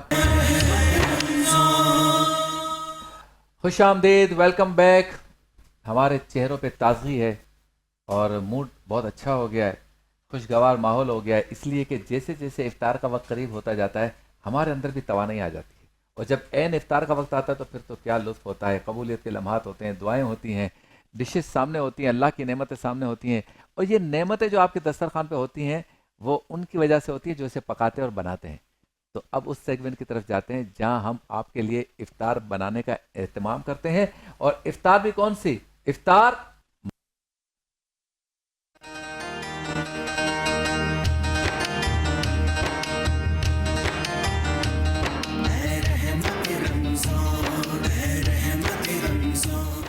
موجود ہے ہمارے ساتھ میرے, آپ کے, ہم سب کے محترم, مکرم, پسندیدہ, مشفق, مہربان, پیارے, فیوریٹ, آئیڈیل شیف اسد. السلام علیکم. وعلیکم السلام. کیسے آپ, ٹھیک ہے؟ بہت شکریہ, اتنا زبردست تعارف کرا دیا آپ نے. ابھی ایک لائن ہے, آپ کہیں تو میں 99 پورے کرتا ہوں. اچھا, اور وہ آپ بات کریں نا کہ افطاری سے میں انرجی آ جاتی ہے, تو میں کہتا ہوں کہ افطاری سے پہلے ہم ایک دوسرے کو دیکھ رہے ہوتے ہیں, اور افطاری جیسے ہی ہوتی ہے تو بس پھر کھانے کو دیکھ رہے ہوتے ہیں, اور افطاری کے بعد بستر کو دیکھ رہے ہوتے ہیں. بالکل, بستر میں نہیں جانا, تراویح پڑھنی ہے.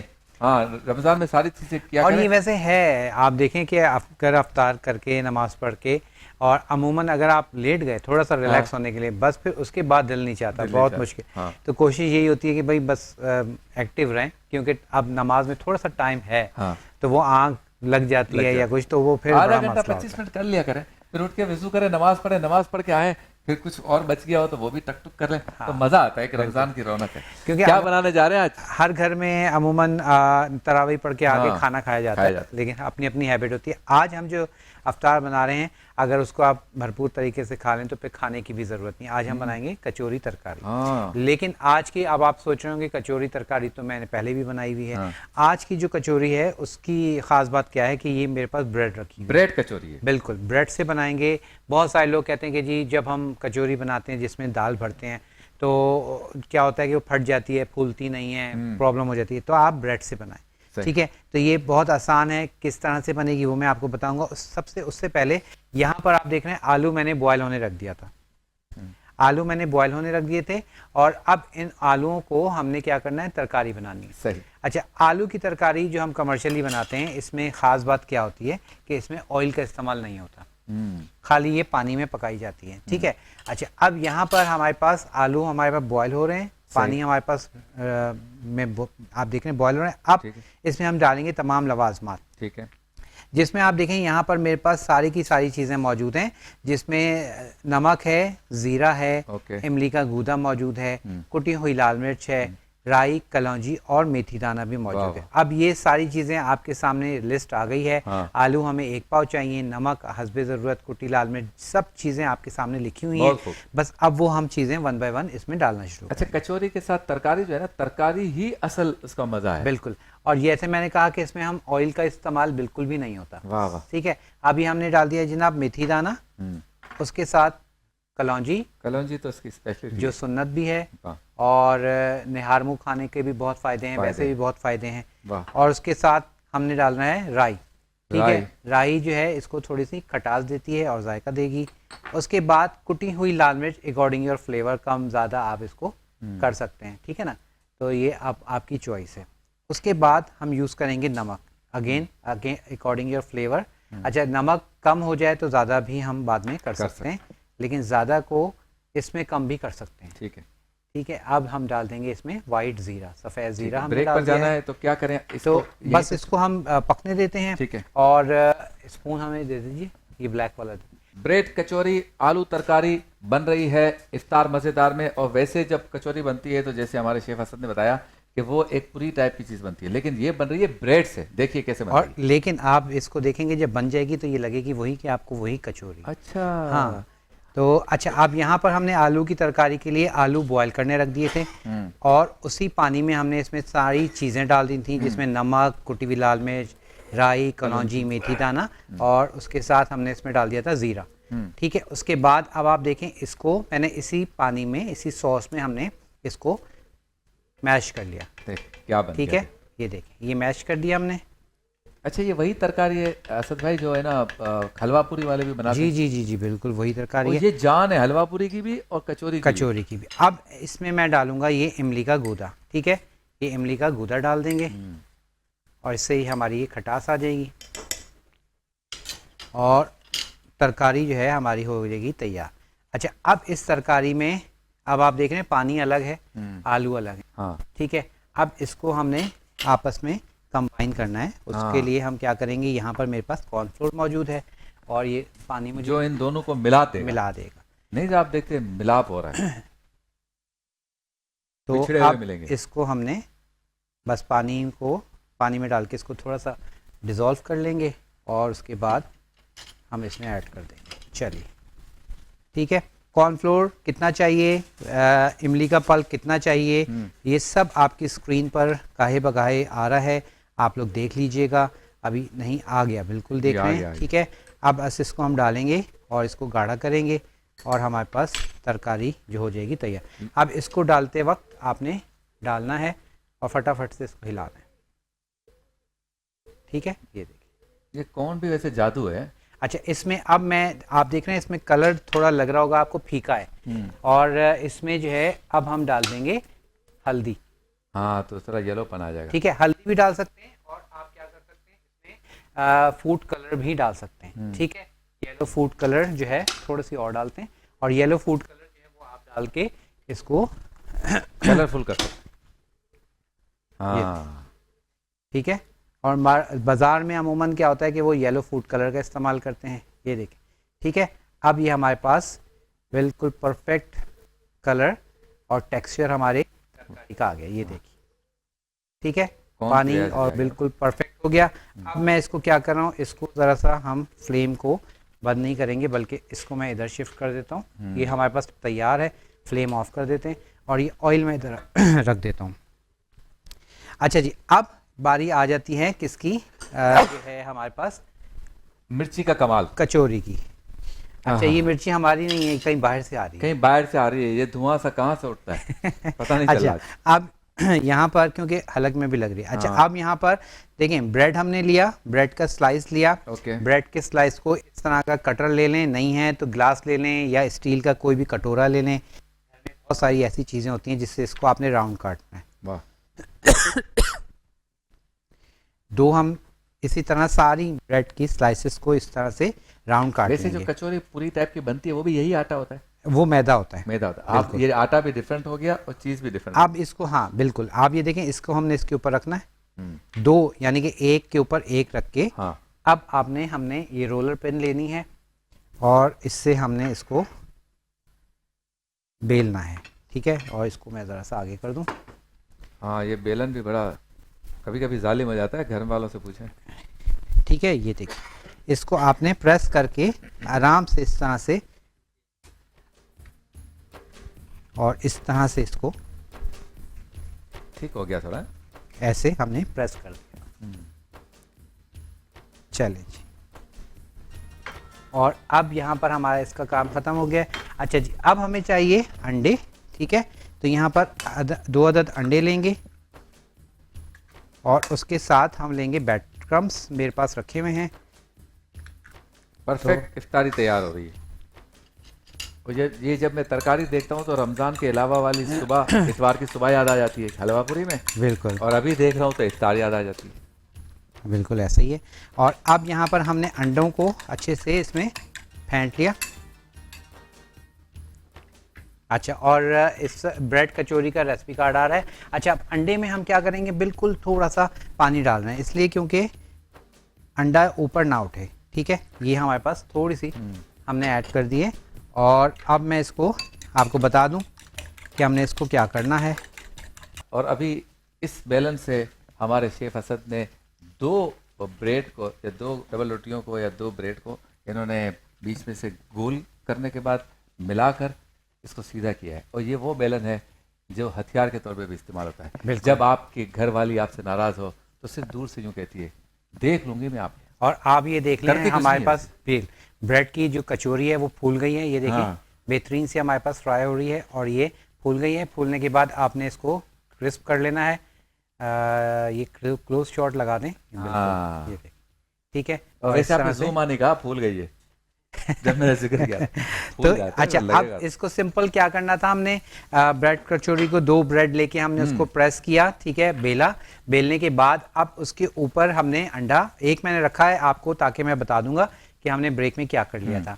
अच्छा, इसको हमने तलने का तरीका क्या है कि आपने कचौरी को डाला, ठीक है, उसको आपने थोड़ा सा प्रेस करके पलट दिया। जब पलटेंगे तो फिर वो फूलना शुरू होगी, ये देखें। और इसको दबाना नहीं है, हल्की हाथ से बस आपने इसको प्रेस करना है, बिल्कुल हल्के हाथ से, ऐसे करके बस हल्के हाथ से।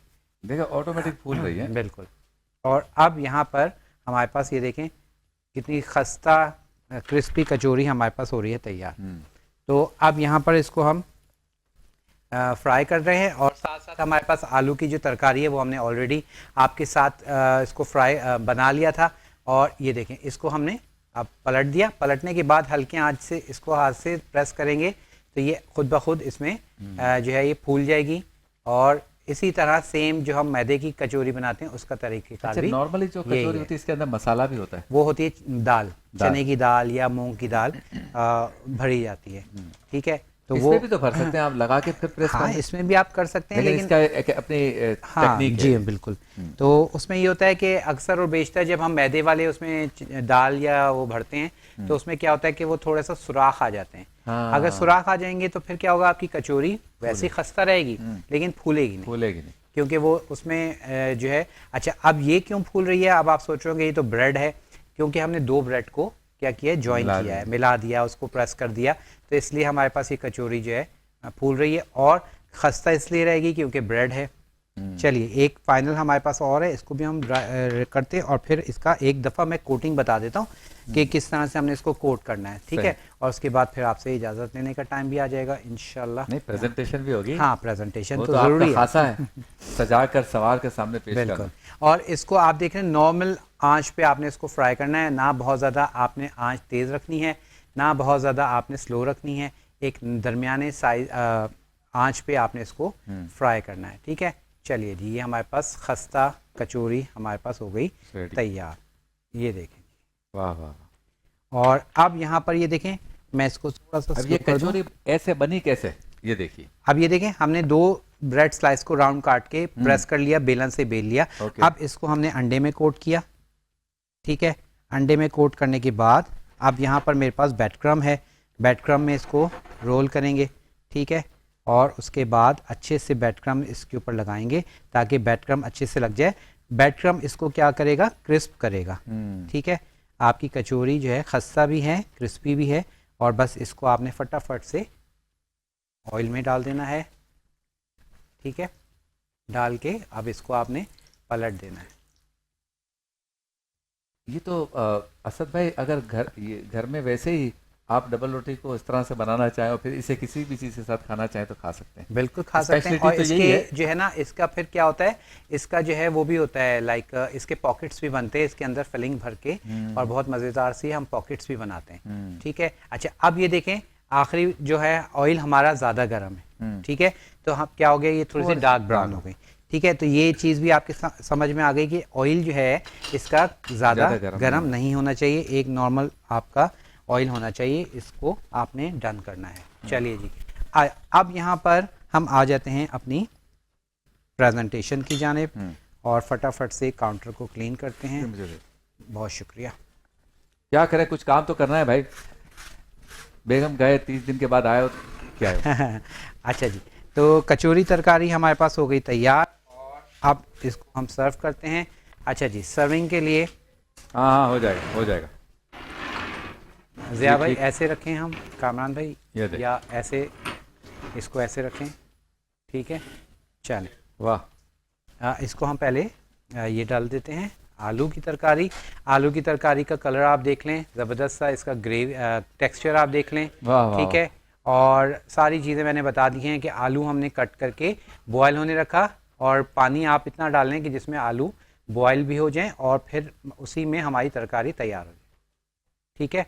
और उसके बाद आपने इसमें सारी की सारी चीज़ें मसाले डालने हैं, राई, कलौंजी, मेथी दाना, इमली का गूदा, नमक और कुटी हुई लाल मिर्च डाल के इसको हमने तैयार किया। आलू को हमने बॉयल करके मैश कर लिया था। वाह। उसके बाद हमारे पास कचौरी आप देख रहे हैं, बेहतरीन सी हमारे पास कचौरी तैयार हो गई हैं और इसको हमने रख दिया है, ये देखें। अच्छा, अब मैं आपको दिखाता हूँ कि ये कचौरी जो है अंदर से इसके हम पॉकेट्स आप देखेंगे, ये देखें, ये पॉकेट्स। वाह वाह वाह वाह। अब इन पॉकेट्स में आप जैसे हमने कल फिलिंग बनाई थी, वो फिलिंग डाल के इसको भी आप एक और रेसिपी भी बना सकते हैं, ठीक है जी। चलिए जी, इसी के साथ अब आपसे इजाजत लेने का टाइम आ गया। शेफ असद, आपका कचौरी बन गई, वो भी डबल रोटी या ब्रेड से।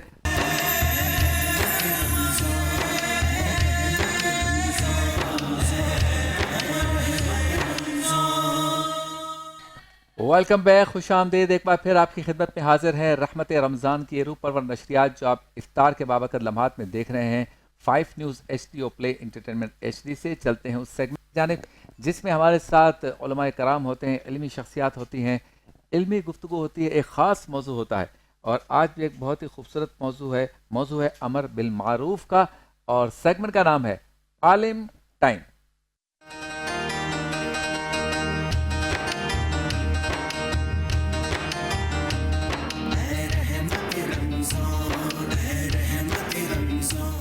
अमर बिल मारूफ हमारा मौजू है, आलिम टाइम का सेगमेंट है। मौजूद है हमारे साथ आपके हमारे हम सब के पसंदीदा मुफ्ती गुलाम दस्तगीर साहब, अस्सलाम वालेकुम।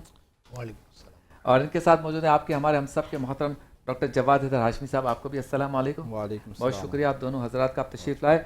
नेकी की तरफ बुलाना, डॉक्टर साहब ये खासा बताया गया है इस उम्मत का, क्या कहेंगे सवाल? बिस्मिल्लाहिर्रहमानिर्रहीम। इंतहाई अहम मौजू है नेकी की जानिब दावत। कुरान करीम में अल्लाह रब्बुल इज़्ज़त ने कई मकामात पर इसके हवाले से अहले ईमान को हुक्म दिया है। जैसे इरशाद है कि वलतकुम मिनकुम उम्मतुन यदऊना इलल खैर व यामुरूना बिल मारूफ व यनहौना अनिल मुनकर व उलाइका हुमुल मुफ्लिहून।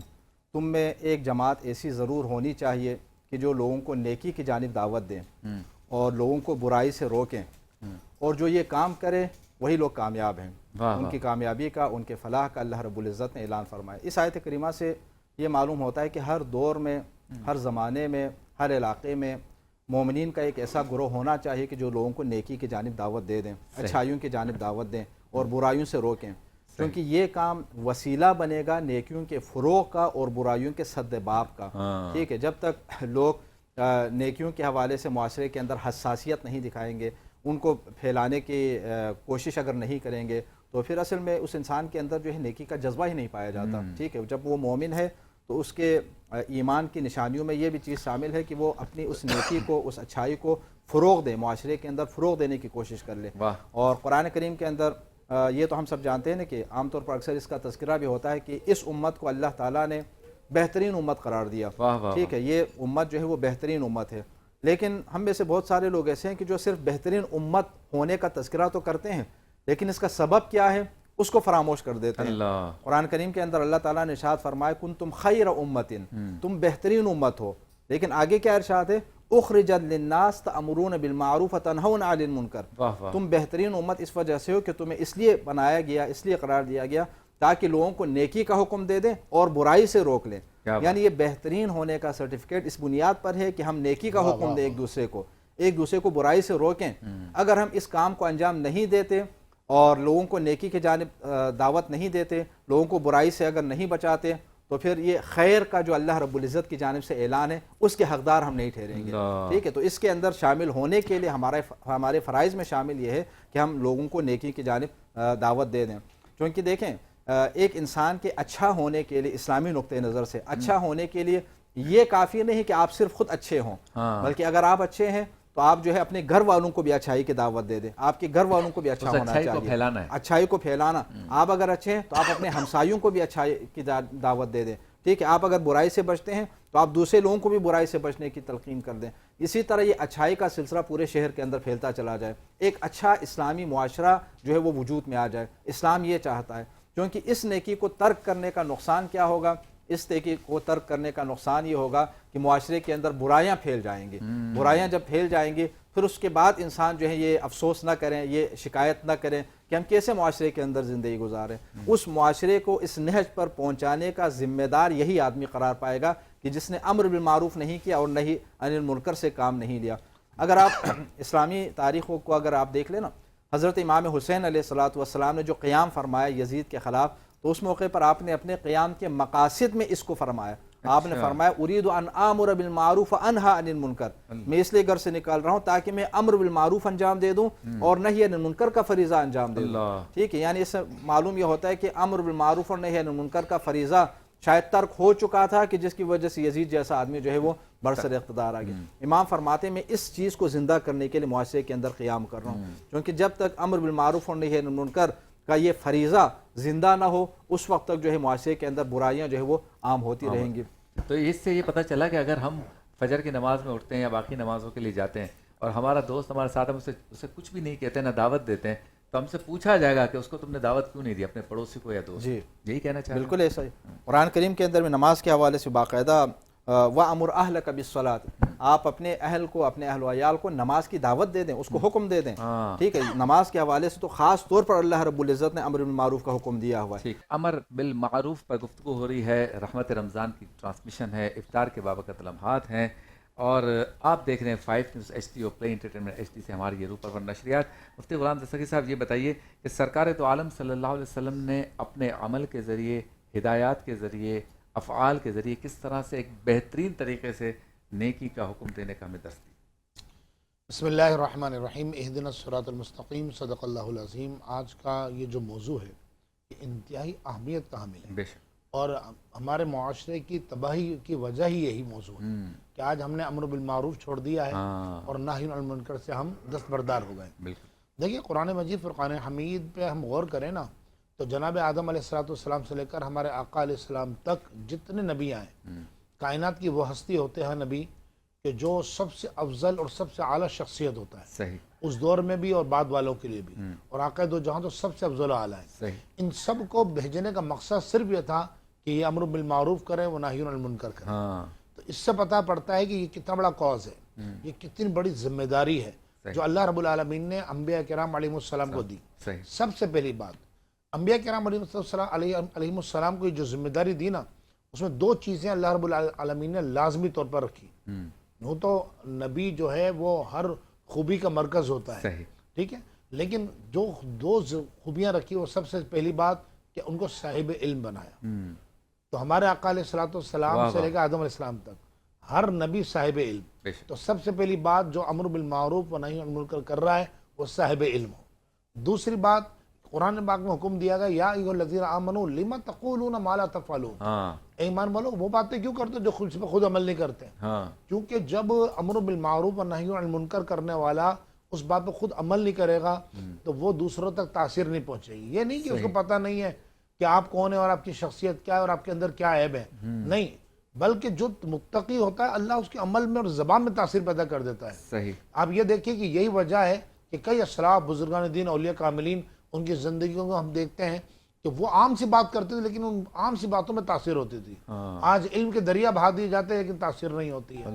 تو اس کی وجہ، بنیادی وجہ یہی ہے کہ ایک تو علم کی کمی، دوسرا تقوی کا نہ ہونا، اور تیسری جو سب سے اہم ترین بات ہے وہ یہ ہے کہ جو کاز آپ نے رکھا ہے اس پر آپ کاربند بھی رہیں. کیونکہ اگر آپ مستقل مزاجی کے ساتھ محنت نہیں کریں گے تو آپ دین کا کام نہیں کر سکتے. اچھا امر بالمعروف کا مطلب ہرگز نہیں ہے، یہ نہیں ہے کہ ایک امامے والا اور پاجامے والا مولانا ہوگا، داڑھی والا مولانا ہوگا یا پردہ دار خاتون ہوگی تو وہی نیکی کا حکم دے گی. نہیں، میرے آقا نے فرمایا کلکم راعٍ وکلکم مسئول عن رعیتہ علیہ السلام. حضور نے فرمایا تم میں سے جتنے لوگ ہیں وہ سب کے سب حاکم ہیں. کوئی اپنے گھر پہ حاکم ہے، کوئی ملک پر حاکم ہے، کوئی محلے پر حاکم ہے، کوئی اپنی بیوی بچوں پر حاکم ہے. تو اس سے قیامت کے دن اپنی حکومت کے بارے میں اور رعایا کے بارے میں پوچھا جائے گا. تو اب جو یہ امر بالمعروف و نہی عن المنکر کا جو یہ منصب ہے یہ بڑا اہمیت کا حامل ہے اور یہ بڑا اس کے اندر وسیع مفہوم ہے. آپ کے کردار، آپ کے گفتار سے امر بالمعروف ہونا چاہیے. یعنی آپ دنیا کو تبلیغ کرتے پھر رہے ہیں اور خود بد کلام آدمی ہیں. جب بات کرتے بدتمیزی سے بات کرتے ہیں، انداز سے گفتگو جو ہے آپ کا بدتمیزی والا ہوتا ہے. ٹھیک ہے. دوسری بات، آپ کا اٹھنا بیٹھنا یہ بڑا، آپ کا لباس، آپ کا کھانے کا انداز. یعنی ہم سرکار دو عالم علیہ السلام کی ذات اقدس کو امر بالمعروف و نہی عن المنکر کے اعتبار سے دیکھیں نا تو حضور کی ذات مبارکہ ہر اعتبار سے کامل بلکہ اکمل نظر آتی ہے. آپ یہ دیکھیے کہ سرکار دو عالم علیہ السلام کی ذات اقدس کو دیکھیں. جب حضور علیہ السلام نے، اچھا یہ چونکہ موضوع بہت بڑا ہے، وقت کم ہے اس لیے میں مختصر عرض کر رہا ہوں کہ حضور علیہ السلام نے ہر دور کے اعتبار سے تبلیغ مختلف فرمائی. یعنی جب آغاز اسلام تھا آپ دیکھیے حضور علیہ السلام نے وہ سختی نہیں فرمائی بلکہ نرمی اختیار فرمائی. پھر جب اسلام نافذ ہو گیا تو پھر سخت احکامات اتر گئے. تو اسی طرح جو تبلیغ دین کرنے والے لوگ ہیں، چاہے وہ ایک امام مسجد سے لے کر بزنس مین تک ہو، آپ کا افعال، یعنی قرآن چاہتا ہے اور قرآن و حدیث اور اللہ رسول یہ چاہتے ہیں کہ مسلمان کا پورا وجود اسلام کے اندر داخل ہو. یہی وجہ ہے کہ اللہ رب العالمین نے قرآن پاک میں مسلمانوں کو حکم دیتے ہوئے فرمایا یا ایھا الذین آمنوا ادخلوا فی السلم کافہ، اے ایمان والے اسلام میں پورے کے پورے داخل ہو جاؤ. یعنی تمہارا پورا وجود سر سے لے کے پاؤں تک ہر چیز اسلام کے تابع ہو. کیا بات. اچھا ڈاکٹر صاحب، اتنے مشکل دور سے ہم گزر رہے ہیں، فتنے ہی فتنے ہیں، ایسے میں کسی کو کوئی بات سمجھانے جاتے ہیں تو وہ بھی الٹا ہمارے اوپر چپکتا ہے اور گالم گلوچ بھی ہو جاتی ہے، کہتے ہیں بھاگو در سے تم بڑے آئے ہو، پارسا در یہ وہ. تو اس طرح کا رویہ بھی ہے سامنے سے جہاں ہم امر بالمعروف کرنے جاتے ہیں. تو ایسے میں کیسے راستہ نکالیں کہ ہم نیکی کی طرف لوگوں کو بلائیں؟ دیکھیں، امر بالمعروف اور نہی عن المنکر کے لیے اگر حکمت سے اگر کام لے لیں تو اس کے اثر کا جو ہے وہ اس کا زیادہ اثر ہونے کا امکان ہے. معاشرے میں صحیح آپ نے نشاندہی فرمائی کہ بہت سارے ایسے افراد ہیں کہ جو اچھی باتیں سننا ہی نہیں چاہتے. ٹھیک ہے. اور ان کو اگر آپ برائی سے اگر روکتے ہیں تو رکنے کے بجائے وہ مائنڈ کر جاتے ہیں. ٹھیک ہے. تو ایسے موقع پر عام طور پر امر بالمعروف اور نہی عن المنکر کی شرائط ہیں، ان شرائط کو اگر ہم پیش نظر رکھ لیں تو اس کے بعد پھر ہم اپنے فریضے کو صحیح طریقے سے انجام دے سکیں گے. امر بالمعروف اور نہی عن المنکر کے فرائض میں ایک اہم ترین فریضہ یہ ہے کہ آپ کو معلوم ہو کہ اس کا اثر ہوگا. ٹھیک ہے. آپ کی بات کا اثر ہوگا، اچھا اثر ہوگا، تو آپ جو ہے امر بالمعروف اور نہی عن المنکر کریں گے. اگر آپ کو معلوم ہے کہ وہ آپ کی بات سنے گا ہی نہیں، یعنی یقین کی حد تک آپ کو معلوم ہے کہ وہ آپ کی بات سنے گا ہی نہیں، آپ کی بات کا اس کے اوپر کوئی اثر ہی نہیں ہوگا، تو پھر آپ کے اوپر فرض نہیں ہے ایسے آدمی کو بتانا، ایسے آدمی کو سمجھانا. کیوں؟ چونکہ اس کے اوپر تو کوئی تاثیر اثر ہوگا ہی نہیں. ٹھیک. ایک یہ. اور دوسری بات یہ کہ امر بالمعروف اور نہی عن المنکر سے فائدہ ظاہر ہو. اگر خدا نخواستہ امر بالمعروف اور نہی عن المنکر کی وجہ سے انتشار پھیلنا شروع ہو جائے، ٹھیک ہے، معاشرے کے اندر جو ہے وہ لڑائی جھگڑے اگر شروع ہو جائیں، بھئی ہم تو انتشار کو کم کرنے کے لیے، جھگڑوں کو ختم کرنے کے لیے نہی عن المنکر اور امر بالمعروف کا فریضہ انجام دینا چاہتے تھے. ٹھیک ہے. آپ کے اس فریضے کو انجام دینے کی وجہ سے وہ الٹا آپ سے لڑنا شروع کر دیں، جھگڑنا شروع کر دیں، پھر یہاں پر جو ہے آپ کے اوپر کم از کم فرض نہیں ہے. اس کے لیے اور دیگر مثلا ذرائع ہیں کہ جن کے ذریعے سے، چونکہ ایک اسلامی ریاست اگر ہوگی تو پھر وہاں پر ایسے لوگ کہ جو اس طرح لڑائی کر لیں، جھگڑا کر لیں، معاشرے کے اندر انتشار پھیلانے کی اگر کوشش کر دیں تو پھر ریاست حرکت میں آنی چاہیے. ٹھیک ہے. وہاں پر پھر فرد کی جو ذمہ داری ہے وہ ختم ہو جاتی ہے، فرد کی ذمہ داری ختم ہو جاتی ہے، حکومت کی ذمہ داری وہاں سے شروع ہو جاتی ہے. تو ہم اپنے ارد گرد دیکھ لیں کہ ایسے افراد عام طور پر معلوم ہی ہوتا ہے، جو ہمارے دوست احباب ہیں، جو جاننے والے ہیں، جو ہمارے رشتہ دار ہیں، جو ہمسائے ہیں، ان کو تو کم از کم ہم بتائیں گے، بات سنیں گے. تو کم از کم جو لوگ سنتے ہیں ہماری بات ان کو تو بتا دیں، ان کو تو اچھائی کی دعوت دے دیں.